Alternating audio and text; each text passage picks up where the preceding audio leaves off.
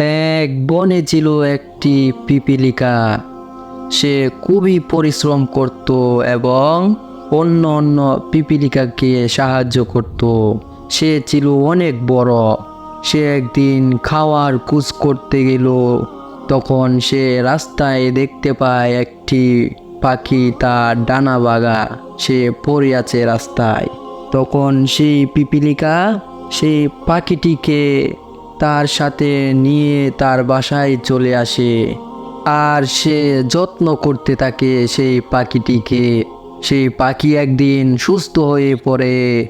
সেই পাখি সুস্থ হওয়ার পরে বলছে, পাখি, আমি তোমাকে বাঁচিয়েছি।